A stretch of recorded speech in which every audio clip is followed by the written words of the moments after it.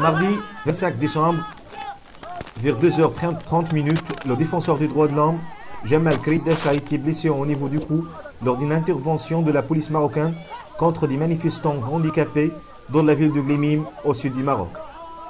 Jamal Kriddesh, sahraoui de 34 ans, filmait la manifestation de ces personnes porteuses de handicap qui revendiquaient le respect de leurs personnes et de leur droit à une place digne dans la société quand un groupe de policiers dirigé par le préfet est intervenu contre lui pour le battre et lui confisquer sa caméra.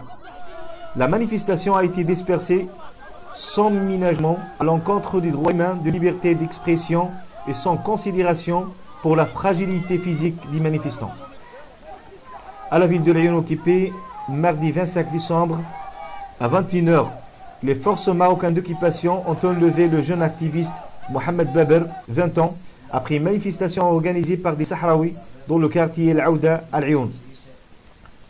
Les manifestants revendiquaient le droit à l'autodétermination des peuples sahraouis.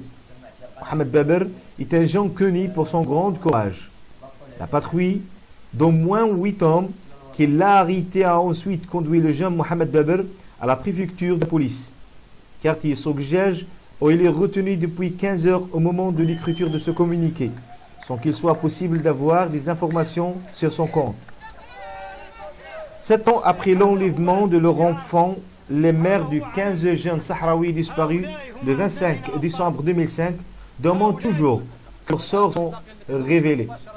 Hier après-midi, lors de leur rencontre, 7 ans, jour pour jour, après l'enlèvement, les familles ont dit que selon une source crédible, dont elles testent le nom pour sa sécurité, le groupe des disparus a été enlevé quelques instants après l'embarquement par la gendarmerie royale et la marine royale, ensuite emporté à une direction inconnue pour interpellation.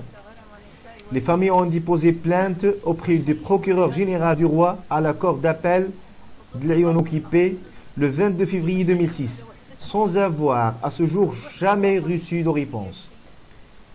Elles en appellent aux autorités marocaines pour dévoiler la réalité sur les disparitions de leurs enfants et pour qu'ils soient relâchés immédiatement et sans condition.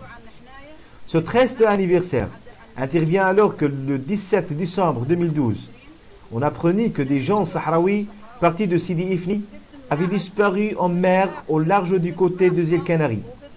Bero El essayait de fuir après que le bateau a été heurté par la police espagnole en pleine nuit. Le bilan définitif des morts n'est pas encore connu.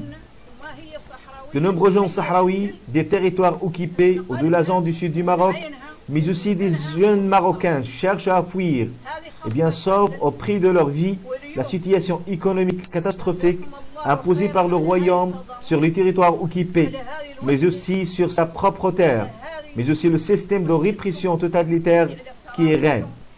Correspondance Équipe Média, la ville de Lyon occupée.